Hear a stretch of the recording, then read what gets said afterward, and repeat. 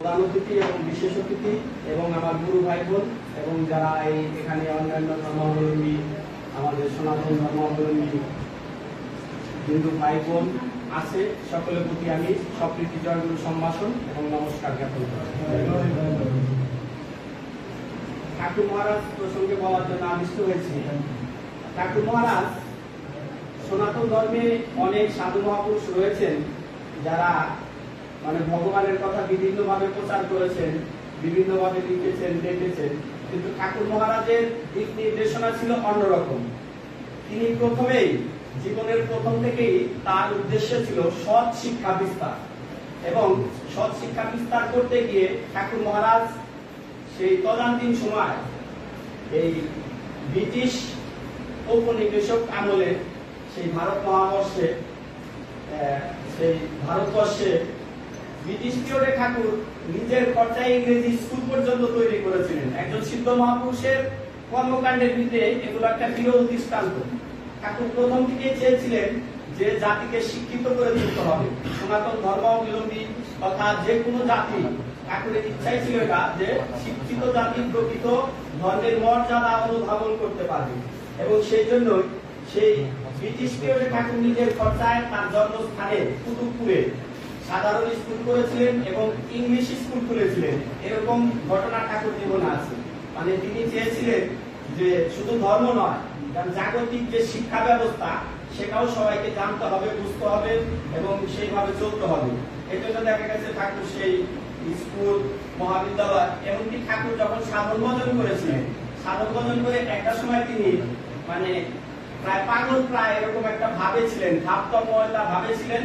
সেই কোথাও হয় সেখানে যেখানে তিনি তার সাধ্য সেই জগৎ জননীকে তিনি যে লাভ করেছিলেন স্ত্রী রূপে, তখন সেই জগৎ জননীকে নিয়ে নিভৃতে জঙ্গলে লীলা করছিলেন ঠাকুর মহারাজ, যাতে জগতে কিংবা সমাজের মানুষ তার এই ব্যাপারটাকে কেউ অন্য দৃষ্টিকোণ থেকে না দেখে।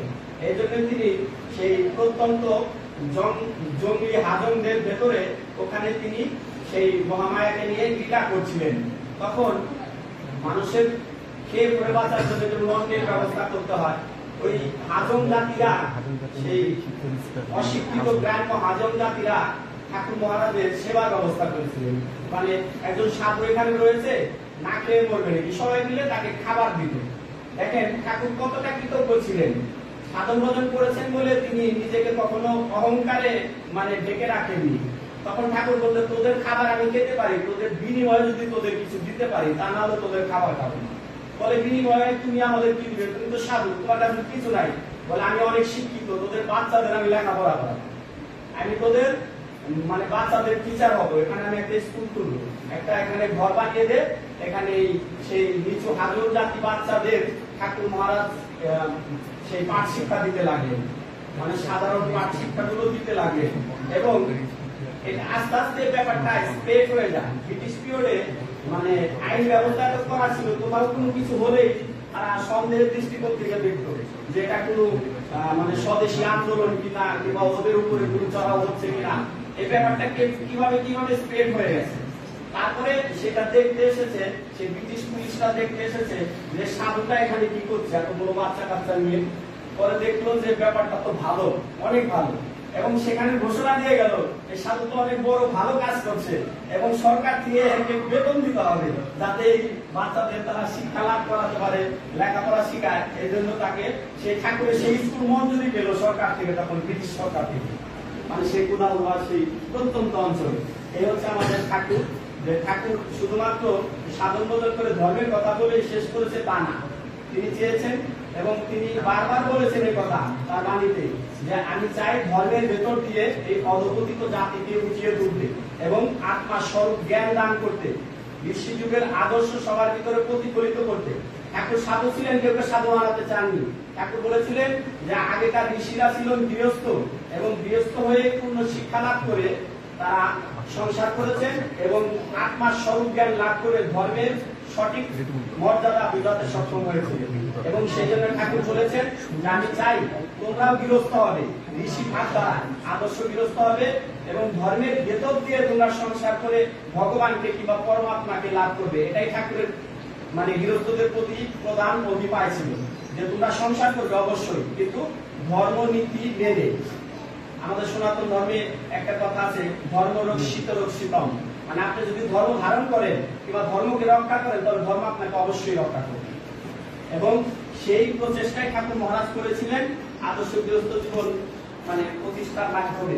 এবং আগে বললাম ঠাকুর মহারাজ শিক্ষার প্রতি খুব সিদ্ধহস্ত ছিলেন, এবং এই ব্যাপারটা অনেক বড় বড় সনাতন ধর্মের সাধু মহাপুরুষ আছে যাদের জীবনী, যাদের ব্যাপার স্যাপার গুলো, তাদের সাধন কথা গুলো পরবর্তী জীবনে মানে তারা চলে যাওয়ার পর কিংবা তাদের শিষ্য ভক্তরা অন্য কেউ রচনা করেছেন। কিন্তু এই ক্ষেত্রে ঠাকুর নিগমানন্দ দৃঢ় দৃষ্টান্ত স্থাপন করেছেন। তিনি সাধন ভজন করেছেন এবং সেগুলো লিপিবদ্ধ করে জগতে ছড়িয়ে দিয়েছেন। এবং তিনি শুধু মানে শিক্ষকই ছিলেন না, তিনি ভালো লেখক ছিলেন, ভালো নাট্যকার ছিলেন, ভালো অভিনেতা ছিলেন। তার বই পড়লে আমরা দেখতে পাই, তার জীবনীতে আমরা দেখতে পাই। এবং কোন সাধু মহাপুরুষ সিদ্ধি লাভ করার পর এতগুলো পুস্তক রচনা করেননি ঠাকুর মহারাজ যতটা করেছেন। এটা আমাদের জন্য একটা বিরাট বড় প্রাপ্তি। এবং সেই ঠাকুরের শিষ্য হয়ে আমরা যদি সেই মানে সঠিক শিক্ষা লাভ করতে পারি, সেটাই হবে আমাদের জীবনের সঠিক সার্থকতা। এবং সেই সার্থকতা পূরণ করার জন্যই আমাদের বাংলাদেশের সর্বোচ্চ শিক্ষাঙ্গন ঢাকা ইউনিভার্সিটিতে সেই হলে যে ঠাকুর মহারাজ বসেছেন কৃপা করে আমরা আসতে পেরেছি, আমরা নিজেদেরকে ধন্য মনে করছি। এবং ঢাকা শ্রী নিগমানন্দ সারস্বত সংঘ আমাদের যেটা এই ঢাকায় আমাদের বাংলাদেশের নিগমানন্দ মিশন বা সংগঠনের যে প্রধান কেন্দ্র ঢাকা সারস্বত সংঘ, সেই সংঘেরই আমরা এটাকে একটা শাখা হিসাবে ঘোষণা করছি। আমি সাধারণ সম্পাদক হিসাবে জয় গুরু জয় গুরু জয় গুরু জয় গুরু জয় গুরু জয় গুরু এই বলেই আমি আমার বক্তব্য শেষ করছি। জয় গুরু জয় গুরু জয় গুরু জয় গুরু জয় গুরু জয় গুরু। আমরা শুনলাম ঠাকুর মহারাজ প্রসঙ্গ, একটা পর্ব আমাদের ছিল ঠাকুর